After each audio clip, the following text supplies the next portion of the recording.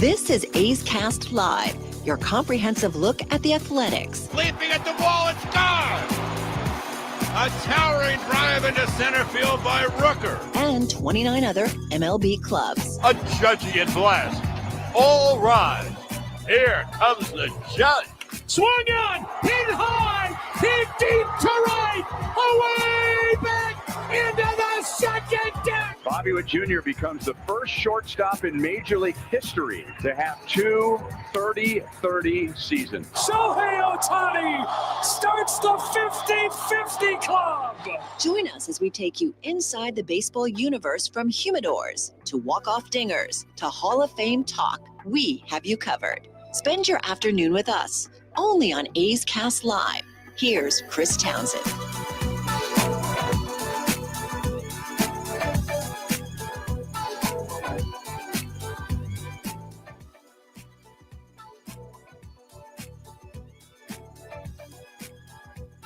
We're not hearing you.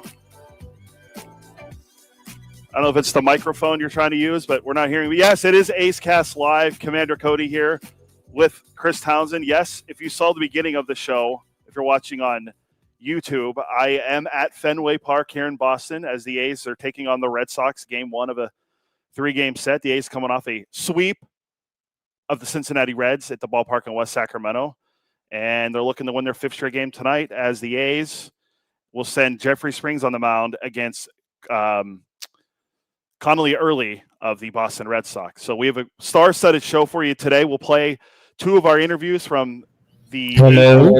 There you are. There we go. Your old I run always wants to take over, my friend. Can you hear me? Yes, we got you.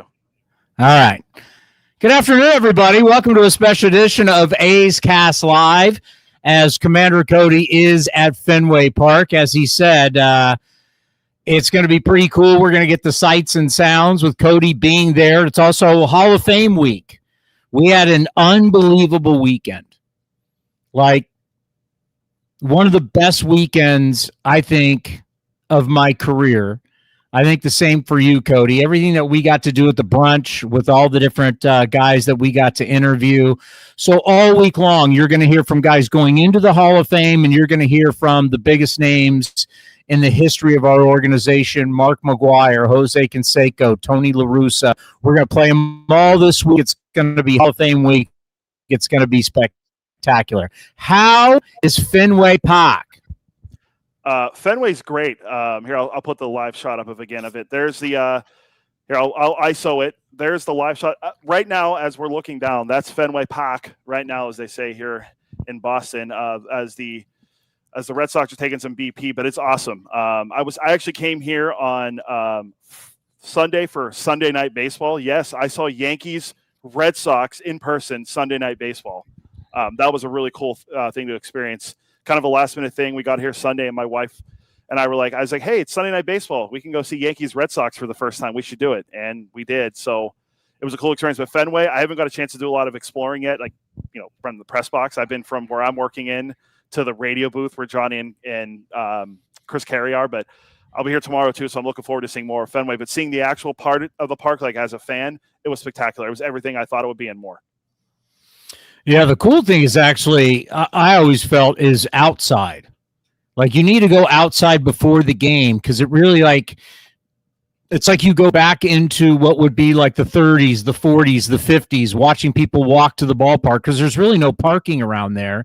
And then Yawkey Way, there's like a couple bars right there that are literally less than 20 yards from the front gate. Like, you literally, I can't remember the name of the one bar. There's a merchandise store that's phenomenal. And right next was the one bar, and you walked in, you walked down. I mean, these places are well over 100 years old, right? So, like, you literally can walk out of this bar and walk up and enter Fenway Park, and it's like less than 15 yards. I mean, because the Yawkey Way is so old, it's not very wide. So the businesses to the ballpark, I mean, how old's Fenway? 100 and whatever years old? Yeah. I mean, so it's like you literally can walk from these businesses and take like 20 steps, and you're in the ballpark. It's crazy. Yeah, we kind of went and explored at Lansdowne Street, and because you can walk out there during the game and see what's going on. It's a really cool experience. I'm glad we were able to check it out. my wife did make the mistake of trying to walk up to the Green Monster and see those seats, and they don't let you up there unless you have a ticket. So she got kicked out, which I told her, I said, you're going to get kicked out. And that's what happened. But just getting to see this ballpark and see the city for the first time, it's embarrassing that I lived on the East Coast for 23 years and I never made it to Boston, but I'm glad I finally, at age 36, I've made it here. Oh, man, the history of Boston, the history of our country. You can do the trail, the Paul Revere Trail. You can see so much about our nation's history in Boston. It's such an old school town. It's a hardworking town. Great people. We've talked a lot about my family's history. The whole Townsend side is there. Of course, we've talked about my grandfather who won the MVP for the Boston Braves back in 1947, and my grandfather is in the Boston Hall of Fame. So it's always great when the A's go back there. It brings a lot of history for me and all the times that I've been back there, but I'm glad you're getting a chance to experience it. Want to start today with RIP to the great Robert Redford. Passed away today at the age of 89, one of the great actors, one of the great directors, someone who fought for people throughout his life, and, created for us truly one of the great baseball movies of all time. I mean, there's so many. I mean, you look at his career, there's so many different. I mean, obviously, when he first started acting, it's well before our time, but there's some movies for me that I remember that were so big with Robert Redford. But The Natural is something, the theme for The Natural is played on a consistent basis around all 30 ballparks. So many baseball players, whether you weren't born then yet, you now still watch it. Roy Hobbs and the Wonder Boy bat. So RIP to the great Robert Redford today. Passed away, gave us one of the greatest baseball movies of all time. Passed away at the age of 89. Pretty sad, but what a life he lived. He was truly a humanitarian, great actor, great director. But I just wanted to throw that out there today. Robert Redford, no longer with us. I've been thinking about, there's a ton that I've been thinking about because all you guys were focused on Monday Night Football. Two games on Monday Night Football. First game was okay. It's pretty unbelievable when we start looking at the standings. This is to me such a great experience. You think it's a great experience for Cody? I think this is a great experience for our young players. This is an experience for these kids to now be in the heat of the battle. This is Fenway. These fans are going to be ready to rock. It's Sweet Caroline. It's history. They're going to be, and the Red Sox are fighting for their position. They're going to make the playoffs, obviously, but they're fighting for their positioning in the playoffs. So it's going to be a raucous crowd for the next 3 days. It's going to be a great experience for our young players. And I can't wait to see how they react. I can't wait to see how they perform. The A's have played really well since the All-Star break. They've won 4 in a row, just swept the Cincinnati Reds, had a day off. Let's get it on, as they say. I'm looking forward to this 3-game fight. What do the A's got? What do the A's got when there's pressure on the line? Because I'll tell you what, if you weren't just enthralled with bad football yesterday, the first part of the Monday Night Football game, yeah, it ended Baker in the end, but that was not a great. Those 2 games weren't great. No, the first one, I mean, the end of it is what saved it because of what Baker did at the end. But the game wasn't. I'm telling you right now, quarterback play in the National Football League is not great. Whoa. Mac Jones, man. Mac Jones won a game in the Voodoo Dome. Are you telling me when we had guys throwing 50 and 45 touchdowns a year and there was multiple guys doing that, we got anything going on like that other than maybe Patrick Mahomes?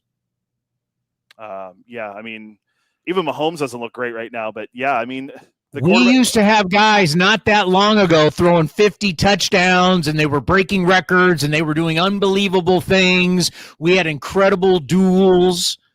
College football is not producing us great throwers of the football.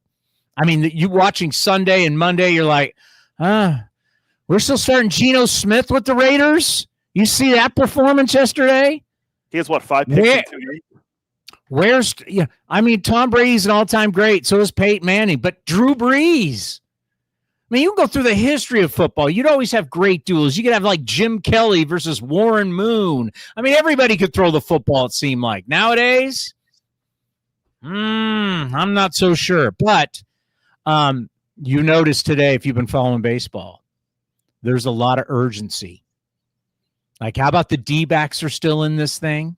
The Guardians are still in this thing.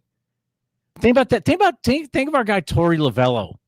They sold at the deadline, and they're still in this thing. That's pretty incredible, right? The National League West is still up for grabs. The American League West is still up for grabs. And I love how you hear everybody talking about, oh, man, every one of these games means so much. They do at the start of the year, but you guys don't act like it.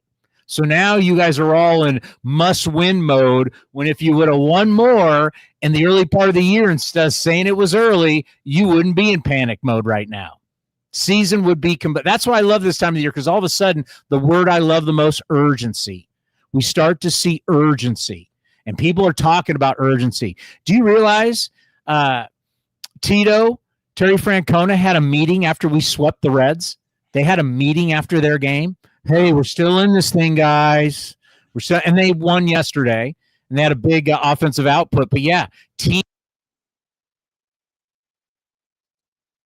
Oh, your mic got disconnected there. I don't know what happened, but yeah, I didn't see the part about Tito Francona having a team meeting after that, because it's interesting, because I'm looking at it right now, and the Reds are only 2 games out of the last wild card, because the Mets have fallen apart. The Mets were 21 games over 500 in June. I think it was June 12th. They were 21 games over 500, and since then, they free fallen. They're 77 and 73. They're only a game and a half ahead of our good friend Torey Lovello and the Arizona Diamondbacks. So they have I may or may not have the D-backs as a member of my hot take today when Johnny joins us in a little bit.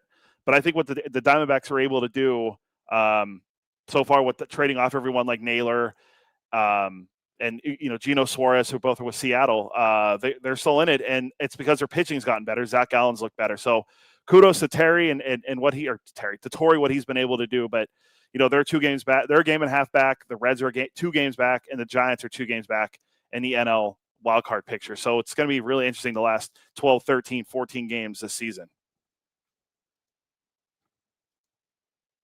Maybe try disconnecting the microphone and then just using your computer mic.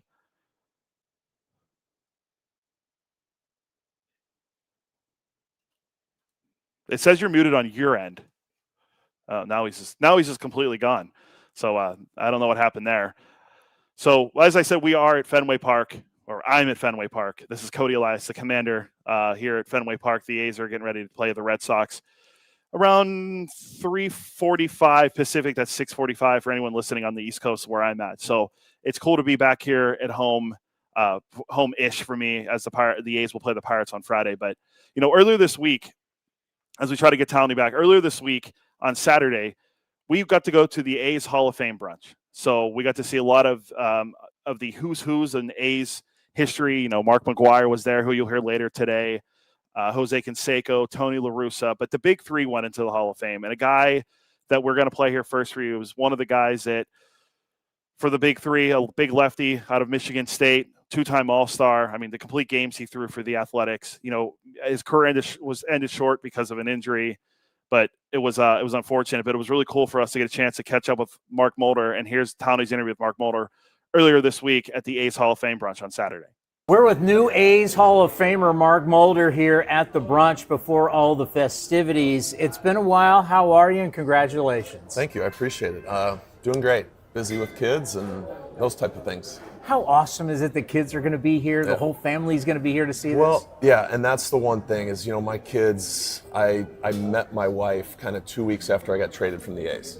And so she obviously never experienced anything here. And my kids were kind of born towards the end of my career, or at least my oldest was. So my kids never got to see what their dad did, but to be able to come back and do these types of things is a lot of fun, because not just them seeing, say, the area, seeing everything about the team, but it's meeting the people.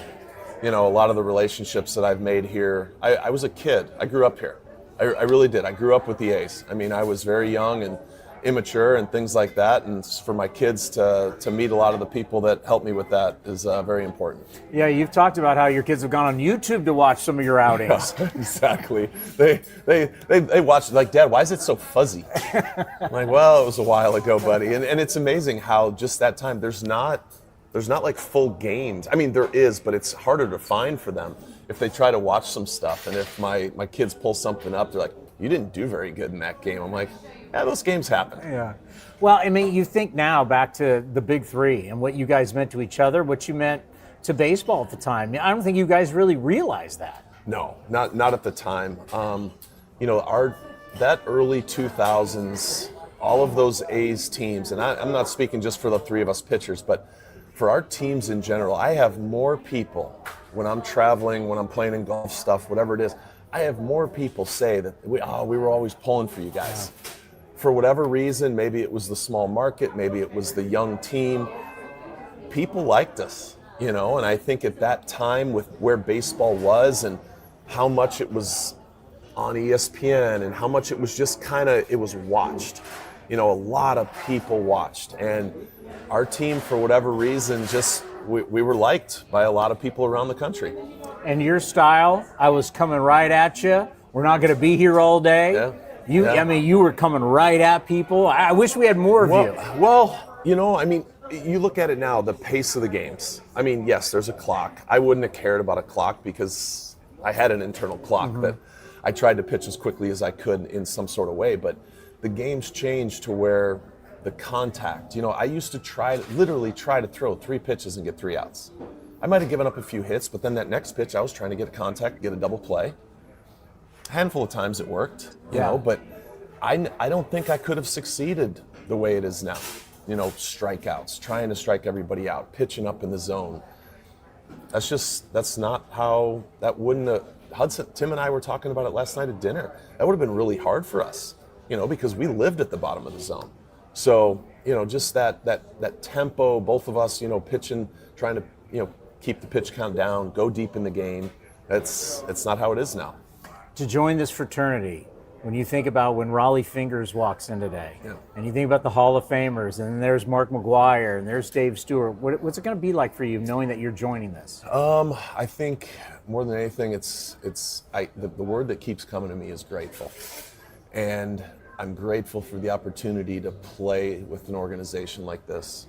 I was grateful for an opportunity to be around these guys, to be remembered or to be thought of, I guess, in the same breath as all of the ones you just mentioned. I saw Stu in the lobby last night, gave him a big hug. Those were the guys I grew up watching. I remember those late 80s, early 90s with Stu on the mound. Yeah. Yes, I grew up in Chicago, but I still watch those games, the World Series games. That was incredible as a kid. And then to have a relationship with someone like him, having Vida come around the clubhouse when I was in Oakland, being able to joke around with him. He was always at the A's golf tournaments. Just things like that. Having those relationships, it meant a lot. And the three of you going in together obviously is so special because it's more than just, hey, we were on the same team, we competed, we made each other better. There was a brotherhood with you guys. For sure. We might not talk all the time. We have a big group text with the three of us. Izzy, Giambi, Menachino, Chavez, Jermaine Dye. We're all kind of, and the stuff that flies on this text is just hilarious. And it's like last night, the three of us went to dinner with some of our family who was in town, and nothing changes. Yeah. We're still like little kids when we're around each other, laughing at the same stupid stuff.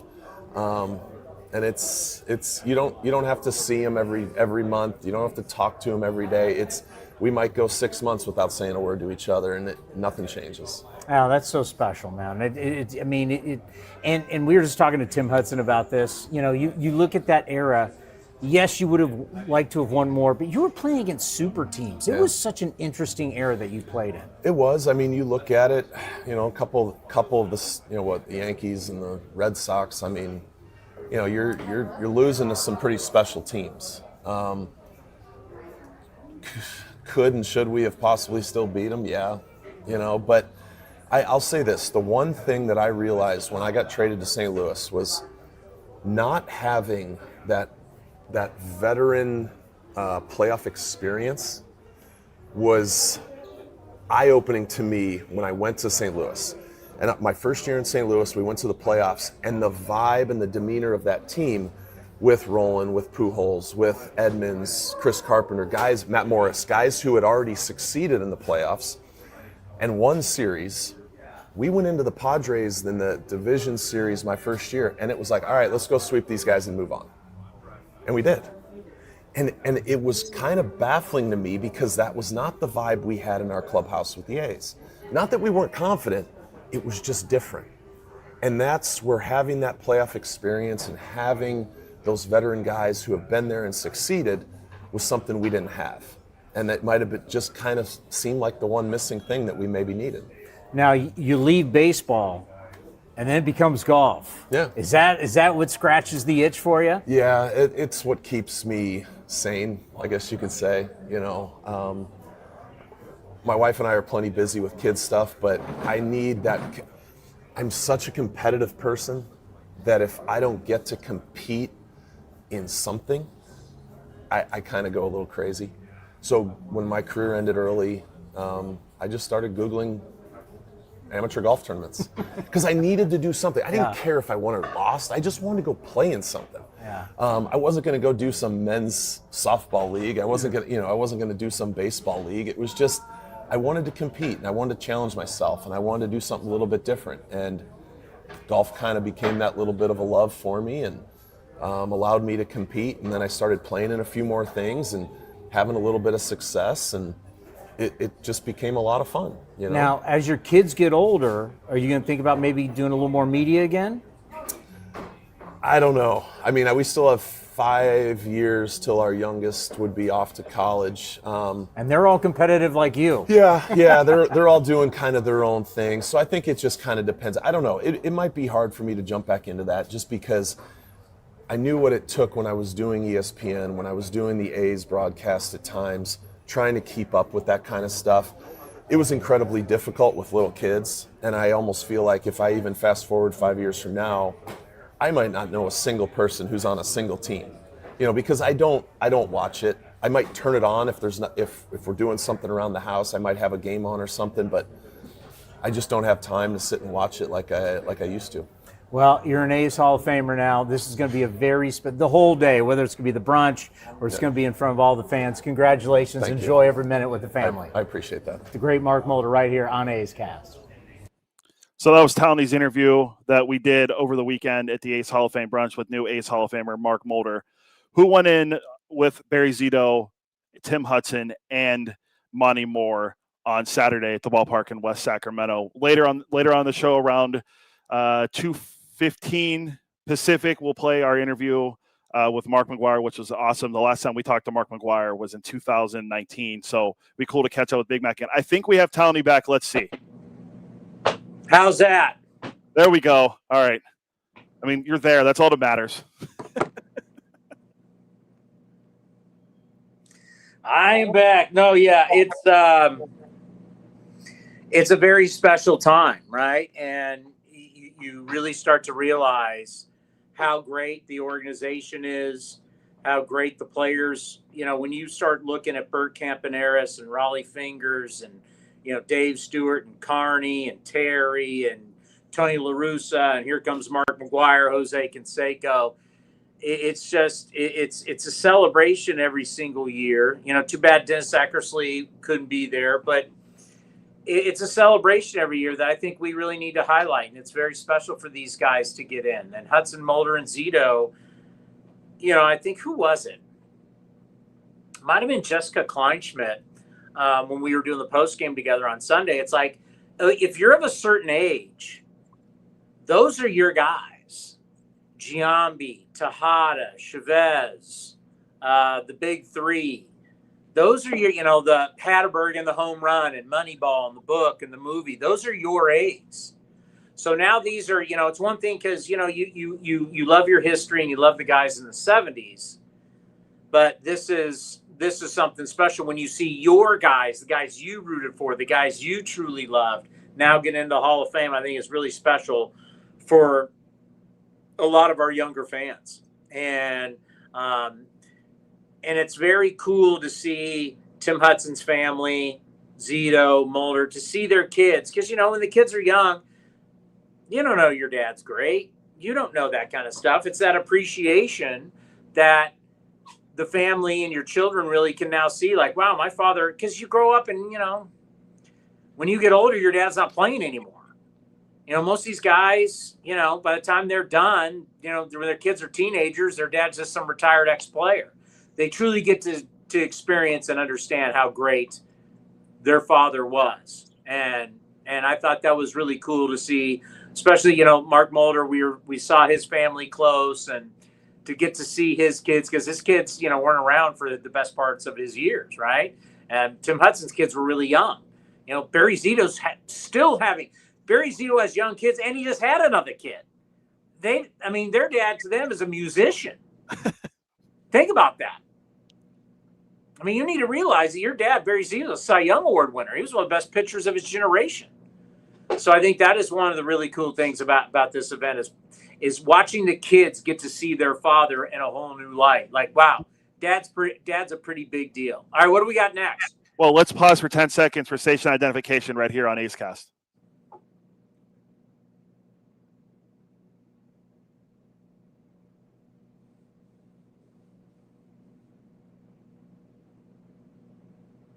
Okay, well, coming up next, we'll have the great Johnny D, who will join me in the booth. It's already small in here as it is. Now you're going to bring Johnny in here, and it's going to be even smaller. We'll do a little hot takes before we get to our interview with your interview with Mark McGwire, which was outstanding. I think Big Mac was really great. Talking to him for 12 and a half minutes. It was a really great interview. And like I said, the last time we talked to him was when he went into the Hall of Fame 6 years ago. So we'll play that. But coming up next, we'll have the great Johnny D live here at Fenway Park, right here on A's Cast Live.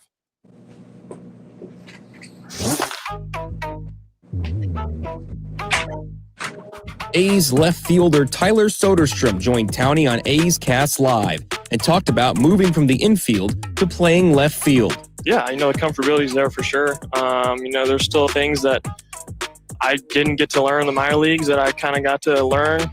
There's been some tough scenarios that it's just going to happen, not playing the position before. So some of those moments have happened, but, it's fine. That was part of it, what Coach told me. I'm going to learn out there at some time. So, but overall, just the natural baseball part of it, it's been fine. Yeah, because you came up a catcher. Yeah. Now you're out in left field. Yep. Do you ever miss being in the infield? I don't know. I kind of like it out there. Yeah. It's been fun. So I've enjoyed my time in left for sure. You can watch the full interview at youtube.com/athletics or listen at athletics.com/A'sCast. When it comes to knocking it out of the park, nobody beats Folsom Lake Ford. Folsom Lake Ford is a 7-time Triple Crown Award winner, Ford Motor Company's highest honor, for being the best in customer satisfaction in sales, service, and finance. Step up to the plate for our biggest selection of new Ford models, including the legendary F-150, on sale now. Shop Folsom Lake Ford, your truck headquarters in the Folsom Auto Mall. FolsomLakeFord.com. That ball is out of here.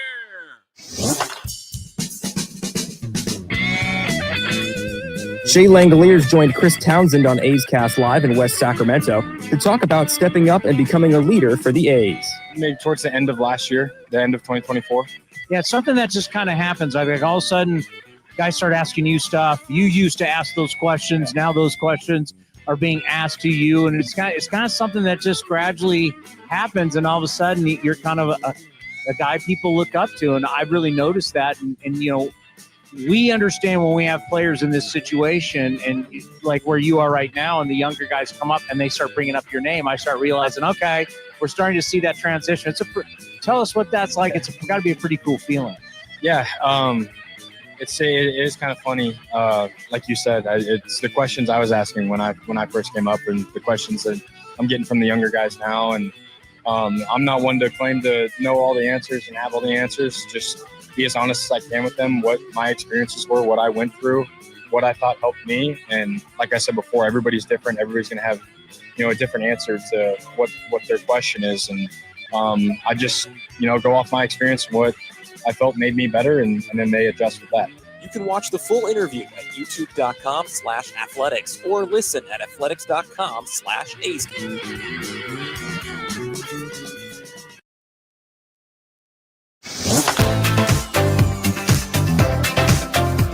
Streaming from NBC Sports, A's Cast Live continues with Chris Townsend. Well, one of us is at NBC Sports in the Bay Area in San Francisco. That's Towny. But here at Fenway Park, I'm joined by the great Chris Caray in the, I guess it's the visiting baseball ops booth is what we're working in. So, Chris, this is also your first time at Fenway. What have you thought so far as a broadcaster being here at Fenway? Oh man, it's wonderful. Can everybody hear me? You can hear me? You got me? Yeah, we got you. It's lovely here. I mean, it's a beautiful day. I mean, it's in the 70s. It's Boston. Fall is around the corner. You got a good Boston team. The A's are rolling. I think just watching all of our young players taking in all the sights and sounds of this beautiful church of baseball has been really the most remarkable thing. I got to get lunch with a good friend of mine who I was on the Cape League with just an hour or two away in Katuitt, and he's working in some capacity with the Red Sox, along with a few other guys that I went to the Cape with, and talking to Colby Thomas about his Cape experience. I mean, this is a very beautiful, wonderful place, and I'm just very fortunate to be here. Second to last series of the year, no better place than Fenway Park. Especially with the way the Red Sox are playing in the wild card race, this is going to be exciting, especially just coming off of Yankees Red Sox being here. So, Towny, how many times have you been here? Oh, I've been there quite a bit. My first time I went there, I was 11 years old, and I saw it was when Rod Carew was playing for the Angels. He was still hitting 400 at the time. It's one of the latest in a season you've seen 400. And I saw Carl Yastrzemski hit a game-winning home run. I was 11 years old. And my great-uncle Warren bet me $0.25, which was a lot of money back then, Chris. My great-uncle Warren goes, I'm going to bet you Carl Yastrzemski. And I'm like, yes, is he going to hit a home run? Of course, I'm a little snot-nosed 11-year-old. Yes, hit the big home run to win the game for the Red Sox over the California Angels back then. So I've been quite a bit. To me, when people say the best place, because obviously around here, everybody wants to say that Pac Bell Park, you call it Oracle Park, is the best. I was the first voice ever officially on game day coming out of Pac Bell Park, Giants and Dodgers on opening day, when I did the morning show with Gary Radnich on KMBR. But a lot of people want to say San Francisco. San Francisco's beautiful. I think Seattle's beautiful. I think Minnesota's ballpark is absolutely beautiful. But nothing compares when you go to Fenway and you go to Wrigley, and you know that for well over 100 years, human beings have been going. Like, I have family photos of my family going to Fenway Park years ago, and they were dressed like they were going to church. Women, Townsend women, they were in hats, dresses, suits. I mean, to know the history of these ballparks, it just, and everything's so old school. And now Wrigley's changing because they're modernizing a lot of things around it. But Fenway's changed, but not as much as you think. So it's like people have been going to that ballpark for well over 100 years, and you get that sense when you're there. And when you guys are there today looking out, I want you guys to remember Babe Ruth pitched there.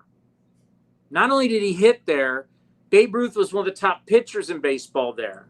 Lou Gehrig, Ty Cobb, the greats of the greats, going all the way back to when there was sharp spikes, wool uniforms, and the game was played a different way.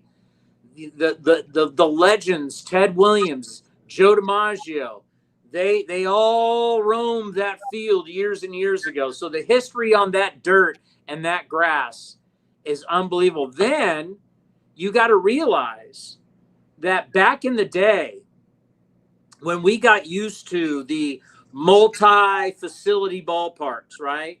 So where Cody grew up, the Steelers and the Pirates played at Three Rivers, Riverfront in Cincinnati. Like everybody, the Niners and the Giants played at Candlestick. Everybody shared ballparks, the NFL and Major League Baseball. But years ago, you had the Boston Patriots played football there. You had football played. They now still do bowl game. They do specialty games like Notre Dame or Boston College will play there. But they used to play NFL football right where you guys are looking. Just while the Bears used to play at Wrigley Field. They were multi-use facilities. So when you think of the history, it's just not Ted Williams against the Yankees and all that. You had greatness of that era football playing there. I mean, Gale Sayre, the greats of the greats played. Well, actually, Gale Sayre's winning, but just think back, the Boston Patriots hosted some of the great players. So just not greatness in baseball, but greatness football was also played at Fenway Park. Yeah, I just walking in here, like I sent you the picture the other day, or if I didn't, I have it. Like walking into seeing all the stuff with Ted Williams, and I sent you the bobblehead of Ted Williams in the airplane, like from his days in the military. Like there's so much history at this ballpark that I'm so glad I was able to soak in. And I told Chris too, like going to see Yankees Red Sox on Sunday Night Baseball was really cool, just because we hear about it ad nauseum from everyone on the East Coast and the Northeast about it, Yankees Red Sox on Sunday Night Baseball. How that's like, we always joke that's what it always is, but it was great going to see that and taking the history of that and what the ballpark was like and how electric the fan bases both are when both teams are both playing really well and a lot of good young talent. Aaron Judge hit a home run in the game, so you got to see Judge hit a home run at Fenway, and then you got to see everything. The Red Sox scored 6 runs in the first inning. It was really cool to take all that in. So I'm glad. I'm very appreciative that I got a chance to be here and do this trip, and obviously going to Pittsburgh will be really, that's special to me. But I'm glad I got to be here, and then I'm glad Chris got to come in and do the hot take segment with us, because what's Johnny doing? Interviewing Emo? Johnny's working his tail off. He's getting cuts and sounds, and I think that he just is trying to get all of his work done today. So I think he he would never forget about Hot Take Tuesdays, but here I am filling in. I'll try to be a good understudy. Well, maybe speaking of legends, maybe he becomes Wally Pipp and you become Lou Gehrig. Well, I wouldn't say no to that. Chris, you're always available. And as they always said in the NFL, you sound so desperate, Towny. Chris, you're always available. Hey, the best ability is availability. That's a fact. I guess so. Yeah. No, I will be available to A's Cast any and every time they ask me. I thoroughly enjoy every time I get to go on this show and on the post-game show and A's Talk and all that stuff. That's, of all the highlights that I've had this season, one of the great highlights. What? This is the biggest highlight? Oh, and here's Johnny. Hold on. I only have 2 headsets, so here, I'll give Johnny the headset. Johnny's going to come in and fill in. I just wanted to take the seat for you while you were getting your work done, because we didn't know when you were coming. I say dump Johnny. Yeah. He's not. Okay, without further ado, here is Jonathan, Paul, Thomas, Windsor, Wolfric, Doskow. How many middle names do you have? The 8th. 7 middle names? I have 1. You have 1. 7? Wow, Johnny, you're lucky you showed up. You're about to get dumped. I know, bro. You know what? Wouldn't be the first time, bro. Wouldn't be the first time. Well, we made this new open, and let's take a listen to how we did. I did. Let's hear it. All right, give me one, and here we go. And all you hot take artists on Twitter. I have been looking forward to this all day. Every once in a while, you hear a really good sports hot take. Mark this and remember what I told you. The Yankees will not win the World Series. The Red Sox are better off without Rafi Devers, is my hot take. I believe the A's will have a 15-run game. They need a laugher. Then you hear some really bad hot takes. The St. Louis Cardinals are going to win the NL Central. Book it. Aaron Judge will not record a hit this weekend against the A's. I think that the Pittsburgh Pirates are going to the NLCS this year. Oh, my God. Wow. Well, on A's Cast Live, all takes are hot takes. It's time for Hot Takes Tuesday with Chris Townsend, only on A's Cast Live. We may have to set a new rule that no one is allowed to give any NL Central hot takes. I agree. I agree. That I will tell you this, man. That Pirates take did not age well. Johnny, they are 65 and 86. Well, the best part is he did that last year, and they're even worse this year. That was last year's team. Yeah, but good. Okay, that's good. At least it was still bad though. Yeah, it was either that or I was going to put in your Gio Urshela at a home run tonight hot take. Was my St. Louis? Was that this year or last year? I think it was last year. By the way, that's 78 games. A's win as a shot. It does. I was going through all of our hot takes yesterday to see which ones were still in play, and Chris still has a lot. You still have a few. I got a lot in play. Yeah, I've been keeping track. I keep track of them every time. So who wants to go first? Oh, Johnny, you're the guest of honor. I'll go first. Mine's another future take on what's going to happen. Oh, Rafaela's going to win something again? Rafael's not winning the MVP. 6 years on that, okay? You still have 3 after this. You said 5. Oh, I did. Interesting. Okay. All right. Hey, Towny. Good to see you, by the way, Towny. It's good to see you. My hot take is this. I told you Seattle's going to the World Series. Their opponent will be the Philadelphia Phillies. Seattle and Philly in the World Series this year. I'm calling it right now. I'm calling it right now on September 16th. I have no problem with that. All right. Yeah, that's what I got. Schwarber, 50 homers. So, the little injuries, but Philly first team to clinch the division, right? Their first team to clinch the division. So, congrats to Rob. Or Duran will not be able to close games out, and the Philly bullpen will be the Achilles heel. I know it's a tendon, Achilles heel. There you go. Of the Philadelphia Phillies. Well, all right. I wrote mine down because I want to save it. What do you got? I like it, Johnny. I mean, Philly, why not? Yeah, thank you. Thanks, Tom. It's not the Dodgers. Exactly. Yeah, that's true. It's not the Dodgers, not the Yankees. Yeah. So we talked about this earlier a little bit, talking about the NL wildcard picture, but we talked about the Mets and Diamondbacks. Wait, Johnny has 2 hot takes on the World Series, right? Yeah. He's got Mariners and now Phillies. Yeah. So if he gets that, it's like a double whammy. That's what I'm saying to you. What game show was the double whammy? Joker, and a triple. Was it Joker's Wild, maybe? It might have been, yeah. Remember the double whammy? Yeah. Well, aging ourselves here. One of the hot takes you had earlier this year was the Mariners won't make the postseason, so one of you guys are going to be correct. Yeah, that's going to be tough. Right, that's right. So they've won 9 in a row. Mine's simple. The Mets are falling apart. The collapse is on in New York. As you always say, the collapse is on in Milwaukee, but I'm saying it's on in New York and Queens. The Mets are now 77-73 after being 45-24 at one point. The Arizona Diamondbacks will clinch the 3rd and final wildcard spot in the NL and knock the Mets out of the postseason. They're only a game and a half back. That's a fairly hot take, I guess you could say that. Yeah, I mean the Mets, that would be pretty big slide, right? Pretty big slide for the Mets. All right, so you're talking about a team. And you know how much we love Torey Lovullo here, former A, now manager of the Snakes. Love, trust, all the things that he promotes inside his clubhouse. Let's not forget they were sellers at the deadline, major sellers. Right. Yeah. And for them to galvanize and still be together tells you what kind of man is leading that ship. So as I just interviewed one of the greatest leaders, I don't care if we're talking head coaches, manager, whatever you want to call the head guy in your sport. Tony La Russa is one of the great winners and leaders of all time. Torey Lovullo is showing you something extremely special. When your team quits at the deadline and here he is a game and a half back from the wild card, most teams fall apart. Torey Lovullo's squad didn't. Says a lot. I agree with you, and he's also a friend of the show, friend of the program. Yeah, great man. Love, trust, commitment, and effort is the thing that we both love. So, all right, you got 2 minutes. What's your hot take?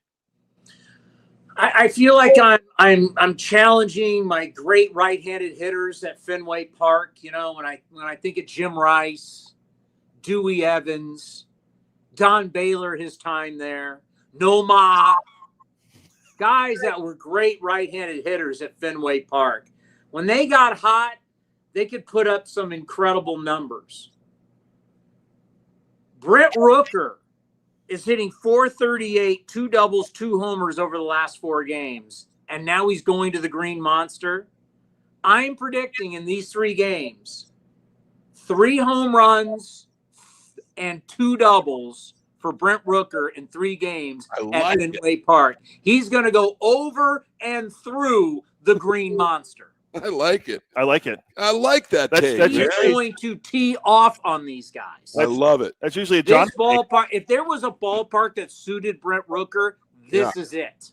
Hey, I love the take. How about Kurt's first experience with the Green Monster? This is going to be fun too. Kurt's, but I love. I mean, he could just like a pitching wedge hit it off that thing all day long. Exactly. I'm really, you know what, Johnny? I want to see what our guys got in these 3 games. Yep. Let's see what you got. Yeah, sweeping the Reds when they were hungry. Let's see if we can get the Red Sox here. Exactly. Yeah, let's see what you got. This is a great moment. I mean, you got nothing to lose. Yeah. They're playing for, I mean, let's face it, Toronto's going to win the East. Yeah. But they're jockeying for their wild card position. They're playing for something. It's going to be raucous. Let's see what our guys got. Right. I like your attitude on that, because look, you win 2 out of 3 here. That's saying something. You win 2 out of 3 in this ballpark. That's saying something. I love that. Doubt. Yeah. How about Mark McGwire, Cody? Throw it to him. All right. Big Mac, 2019 A's Hall of Famer. We caught up with him the other day. We'll see everyone tomorrow after the interview right here on A's Cast Live. Thanks, Shawnee. Yep. Boy, do we have a special guest for you today here on A's Cast. The last time we had him was when he went in to the A's Hall of Fame. To have the great Mark McGwire back with us. How are you? Very good, Chris. Thank you.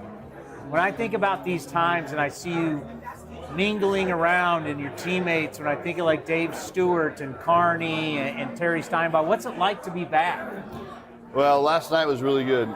Tony had a little dinner and a couple players came down, Carney, Stu, Steiny, and we were just reminiscing about old stories, and it's amazing how Tony can just tell the story about the outs and the innings like 30 years ago and just rehash some playoff games and World Series games, and we all look at each other and go, do you remember? Like we sort of remember things, but he just to the point.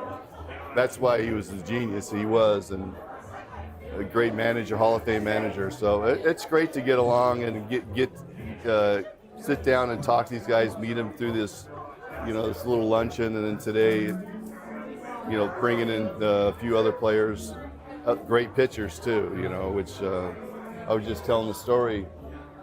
I was a 10-5 player in '97, and back in those days, you didn't know it was coming through the minor league system. In the A's, we weren't winning, sort of going down a little bit, and rumblings about the end of my contract and blah, blah, blah. And I think, hey, I said, maybe it's a time to make a move and just sort of change the scenery. Obviously the trade happened to St. Louis and all that other stuff happened years later, but if I would have known that Mulder, Zito, and Hudson were coming 2 or 3 years later, I might have told Sandy that, I'm going to stay around. Can I stay around a little bit longer? I know I'll be an old guy, but today, everybody in the big leagues knows about the young kids coming up. It's just with all the social media and the way they do things analytically, and everybody's on the same computer system. So that's just sort of a funny story to think that if I would have known about those, I probably would have thought twice and maybe stayed in Oakland. Yeah, well, I mean, and when you think about, we're just trying to bury Zito, and you got to remind him, hey, you won a Cy Young, you won a World Series. I know you're into music now, but let's not forget how great you are. That's the thing about you guys. When you get together, you can remember that when you were playing ball, great you guys were and how great you were. Well, thank you. You think about the baseball career is just such a short time in your life. Yeah. Real life is the rest of your life, and it's something that I try to talk to young kids today, because they think that this is going to last for the rest of your life, and actually today, the way the things are being moved in the game of baseball, the life expectancy of a baseball player is maybe 2.5 years. When I was playing, it was at least 5. So it's like when you think that way, you're like, okay, well, you get to a point where you might not be an everyday player. You're going up and down. It's like you got to start thinking about, what am I going to do for the rest of my life? Yeah. And that's a tough thing to think when you put everything in the basket and you just go, I'm going for it. I'm going to try to be one of the best players in the game, and it might not work out. So we just had the anniversary of Cal Ripken's streak, and it made me think of you, because last time we talked, so many people to this day still come up and thank you for saving baseball. What you and Sammy Sosa did. So I think Cal kind of got it going, and then you guys came in and did what you did. I mean, that's pretty heavy stuff to think that you basically helped save a sport. Yeah, it's pretty amazing. And to think that most of the men and women that come and say that, they were all at that young age, they were all that 10 to 15 to 20, maybe in college. And now when I go meet them, they look a lot older. And when they come This up, guy. and when they come say it sort of hits me because, I'm going to be 62 the 1st of October. And it's just sort of weird to think that 62, and then all of a sudden I go back all the way to 98 season. That's quite a few years ago. And to think about people still remember that day, it's pretty awesome. So one of the coolest things we've heard lately was when Jack Perkins was telling us he got called up from the Aviators. Right. And of course, Fran Reardon, who's great manager for the Aviators, always tells about how special that story is to tell a guy he's going to the big leagues. Yes. And oh yeah, Mark McGwire was in the room. And we went, wait a minute, what? I know. How cool is it? Can you imagine getting called up and Mark McGwire's in the room? Yeah, Fran was awesome. He goes, hey, I'd like you to be in the room, and we're going to tell him that he's going to go up to the big leagues. And the story goes is, that, hey, you got something really in common with Mark McGwire. Jack's looking like, what do I have in common with Mark McGwire? He goes, you're going to be in Oakland A. And it's just like, it was one of those things that I was so happy to be there, not knowing how these things work. And then I saw that he talked about that story when he got called up to Sacramento and pitching. And he's a stud, man. He's a workhorse. So floored me because it's all of a sudden you're expecting this story with Fran, and then, oh yeah, Mark McGwire was in the room. It's like, wait a minute, what? Yeah, and they're like, going, what's Mark McGwire doing in there? So kind of tell us, because I think about your journey as a hitting coach. So much success doing that. One thing we always like to talk about is the Gold Glove that you won, so you can bring the defensive side, because everybody just talks about the home runs. I know the Gold Glove is something that you're so proud of. Just where are you with the game, with our organization? Well, What's going on? I'm right now working with the Athletics, so I'm a consultant. Ed Sprague hired me this spring training. Dave Stewart called me up and asked me to come down to spring training to just sit in the dugout with him and Carney, do the prospect games. They're doing these prospect games. The top prospects play another team, another affiliate, and so 2 days turned into 5 days. So the next day I'd say, hey, would you like to talk to all the minor league hitters? And I'm like, well, I've never talked about hitting in front of like 50 or 60, 70 players. And then the following day they said, would you like to talk to all the minor league pitchers? And so I'm talking to the minor league pitchers, and then the following day Ed says, hey, would you like to be a consultant and to go around through the minor leagues? And next thing you know, my whole summer's been out through the minor league system, going to the affiliates. I have so much respect for the hitting coaches, and it's probably the toughest job, if not the toughest job in sports today, to be a hitting coach. The kids are dealing with their own gurus and their fathers and whatever, and then you're trying to pass on a message. And so what I do is I go there, I spend 5 to 6 days in the affiliate, I dress out, I watch their works, what they do in the cage. I go in the dugout. If they choose to come talk to me, I'm just sort of overseeing things. My mind is taking these photoshops of what they're doing. I watch. It's so different today. Kids are raised up in a cage. They're not raised up playing a lot. They're more cage hitters. And so when you see somebody, especially young kids, you see them in the cage, you have to see them for at least a week or two to see how that portrays into a game. There's a lot of really great cage hitters, and they go out into a game, and it's just a different animal.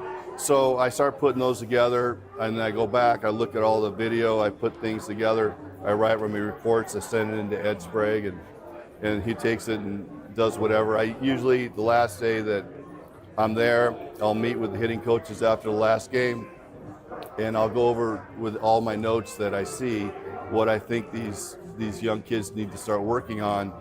The way I look at it, I love dissecting the swing. I know what's going to work in the big leagues. These young kids think they know what they work in the big leagues. I had 175 home runs and I got my ass kicked, and I had to change things in the big leagues. My whole objective is to have them understand that the changes really need to be made down in the minor leagues. You don't want to be that player that gets called up for 5 days and be sent down, or 2 weeks and be sent down. You want to be that player that gets called up that's going to stay there. So what is hitting? Hitting's all about timing. How's your timing? to me, that's the biggest concern. When are you going to start? When are you going to get locked and loaded? And when are you going to be able to recognize those pitches and to spin on the pitches that you shouldn't be hitting at? And it's a task that I try to pass on. And these young kids today, some are receptive, some aren't. But no matter what happens, it's just information. I don't expect it to get it all the time, but I just love doing what I'm doing. You know, I think about hitting coaches, pitching coaches. We talk so much about the physical side, but as we know, this game is so much about the mental side. It's almost like you guys have to be, not only you have to be about the mechanics, but the psychology of how to deal with these, to deal with failure, deal with these kids. When you're hitting, it's all about feeling. And feeling, you better ingrain it in the cage and understand it. I talk about, when you practice your swing, close your eyes. Because when you close your eyes, your mind is creating the feeling of the ground force coming up and through your body. When you're in the box playing a game, guys throwing 97 to 100 with 90 cutters and splitters and whatever it may be, you can't sit there and your mind can't be thinking about where your body's going to be. Your mind has to just go. Your eyes see the ball, your mind processes what the ball is going to do and tells your body where to go. And so if you don't have that kind of feeling, you can't sit there and think about where's my hands, where's my feet. You're done. You're done. I don't care who you are, you're done.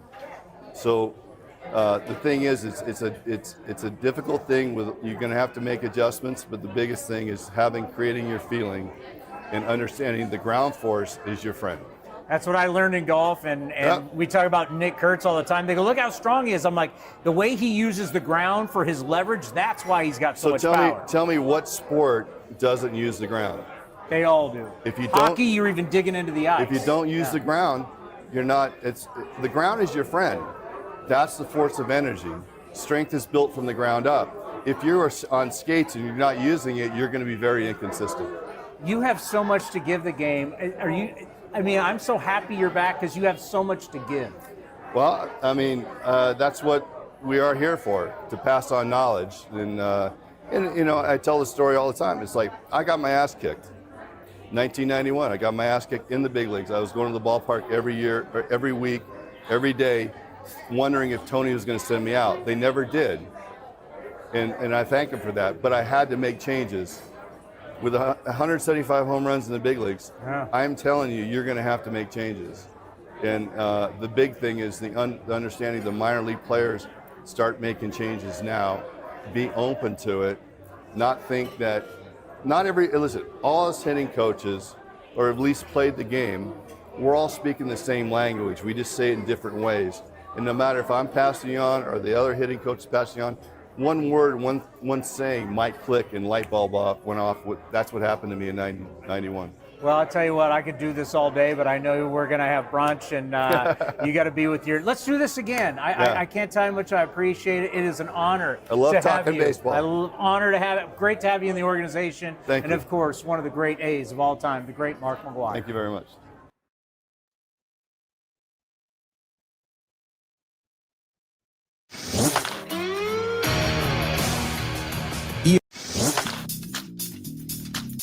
A's Director of Player Development, Ed Sprague, joined Towny on A's Cast Live to discuss watching Leo DeVries play and what really wows him. His swing in the on-deck circle is exactly like his swing in the game. You know, some guys' on-deck circle swing is a reminder of what they're trying to do, swing down the ball or swing up on the ball. His is just perfect balance. His lower half is balance. He talks about his lower half balance. He sees the ball really well.